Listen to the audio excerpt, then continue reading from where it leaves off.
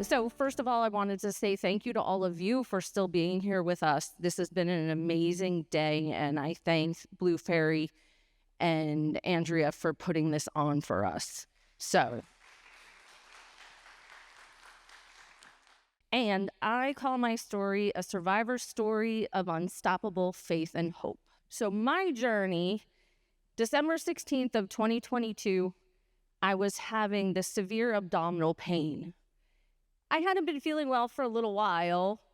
I had this constipation I had never had. And I felt like I couldn't really eat and drink because I was so full. But once this pain took over, I took myself to the ER. And, many hours later, after a CAT scan, the doctor comes in, pulls down his mask, and he says, "You have metastatic cancer." I'm 45 years old. What do you mean I have metastatic cancer? But that's what he thought. And I went on my way home. But that was obviously not the whole story. I would go on to have my biopsy right after Christmas, and then my pathology came back in January. On January 4th, I met with my doctor, and he had informed me that I had primary HCC and that it was palliative only because I had multiple masses. I'm skipping ahead, but I would go on to learn that multiple was 20 masses, not just a couple, which is what I thought. But even with that, my doctor was amazing. And when I was leaving the office, I was sitting in the car, and this beautiful cardinal flew into the tree right next to me. And I said thank you, and I knew that was a sign that things were going to work out. Somehow things were going to work out. So the plan had been chemotherapy as well as immunotherapy. On January 12th, I was at my weekly visit with the doctor, and my mom and I were sitting there, and he came in and he pulled up a stool and he said, "I'm really, really worried. Your labs are not good. My bilirubin was at 3, which is off the charts." And he was concerned that I was really heading to liver failure. So he told my mom, "Go get the car, and you need to take her into Philadelphia to the larger hospital and see a specialist and figure out what is happening." So my stay in the hospital, I ended up staying for 8 days. They discovered that within 3 weeks, my liver tumors grew. At one point, my liver tumor, we'll see a better slide in a minute, was 10 centimeters. My largest one was 10 centimeters. When I got to Philadelphia, it was now up to 11 centimeters. It was moving really fast. They decided I needed emergency chemotherapy. I had 44 hours of chemotherapy. Months later, I would see this same specialist, and he said, "Oh, if that hadn't have worked, you only had a couple weeks to live." I didn't know that. That was not my plan. I knew I wasn't well. I knew I was in the hospital, but I saw that cardinal. I had my faith and my hope and my family, and so we're just going to keep going. I would actually end up having 31 treatments. When I was in the ER Friday night, I am very aware of my privilege because that Monday morning I was in my oncologist's office. His office was down the hall from mine, and I was able to be seen, and of course that's not the norm. And I remember he walked in and he said, "You're my social worker. You're not supposed to be my patient." But, here we were. And it was quite a journey.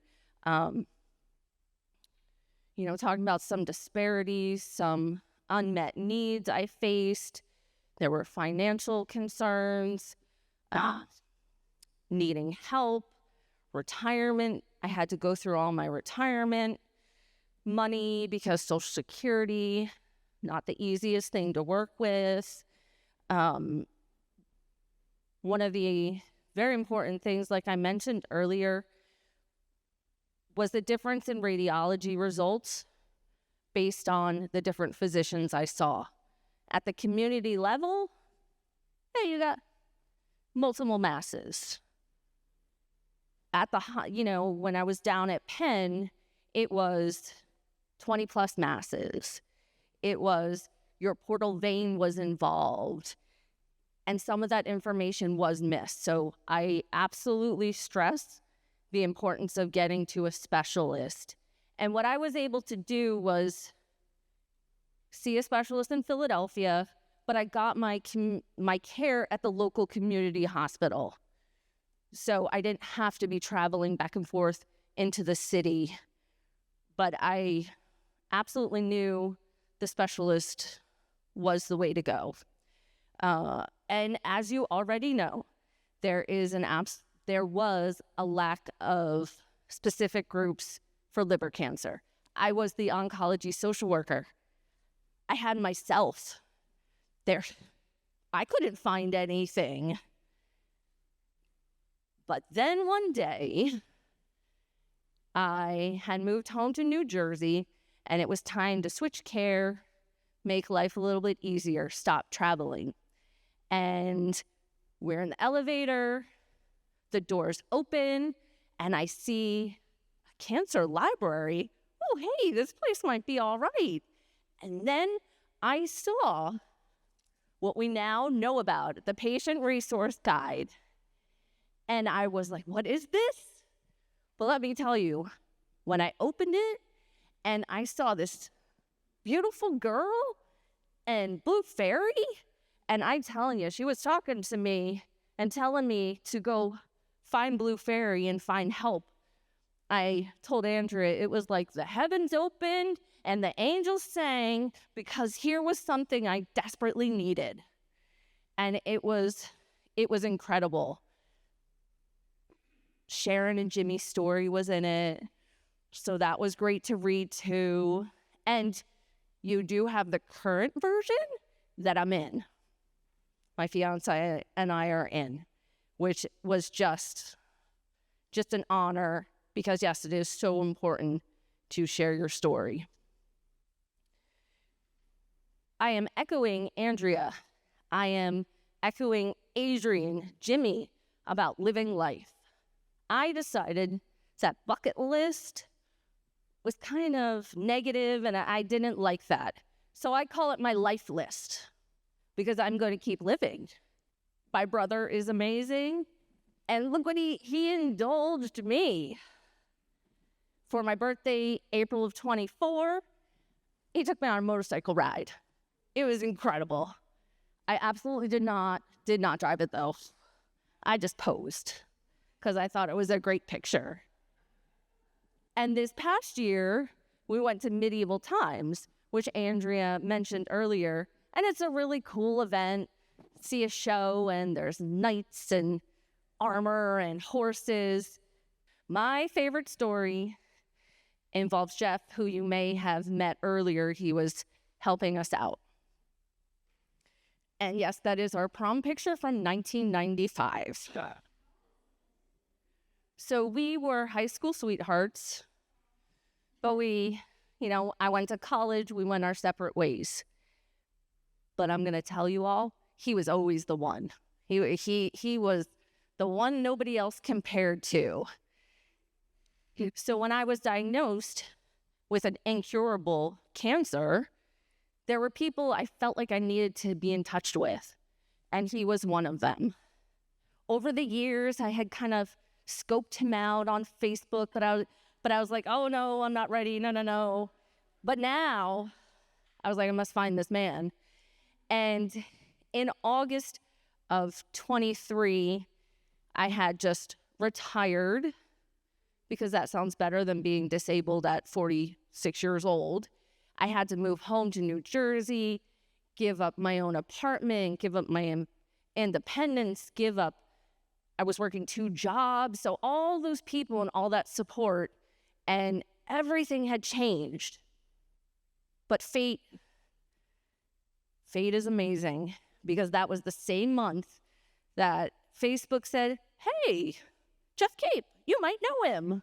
And I was like, yes, I do. Yes, I do.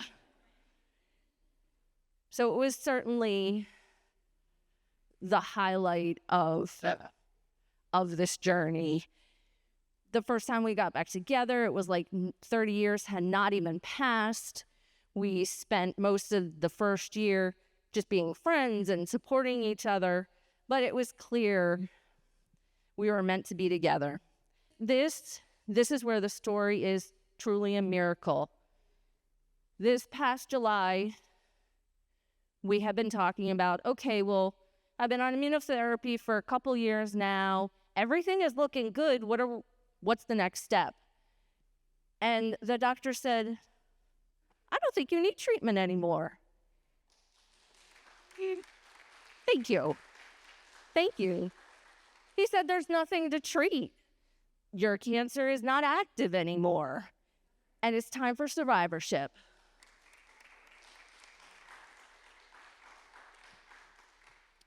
And this is what I was alluding to earlier. So at the beginning, my football liver was 25 centimeters, which was almost twice the normal amount, because I had these large grapefruits in them. It was a great way to be able to visualize what was happening. Big grapefruit got bigger, but then I was undergoing treatment. Now I have a peach. Ooh, now it's an egg. And right now my liver is normal sized with a Lyme. This is my best friend, Sean, that we saw earlier. He was with me from day one, and he felt a miracle was coming. He was the captain of Team Miracle. It was going to happen. I was the captain of Team Reality, because we already know how the statistics look for my situation. Over time, I was like, hey, it's going really well. Maybe this is where I belong. And he made me promise that when he was right, I would buy him a t-shirt that said, he was right.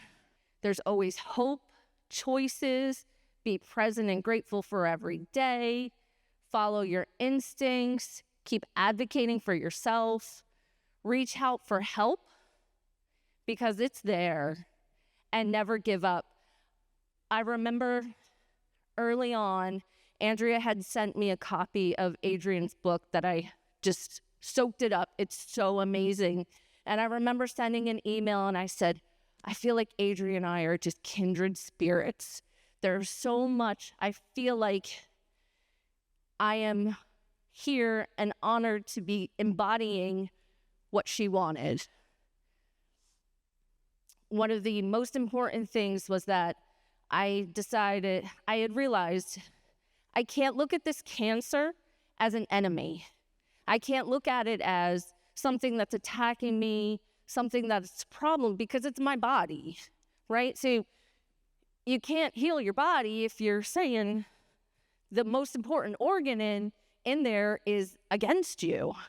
So I realized my organ was just my body's message system telling me I needed to change my life. My other very important thing is that we are not cancer patients. We are people with cancer. It doesn't define you. Look what you can do with it. Go on, live life. So that's what I wanted to say. Thank you for listening.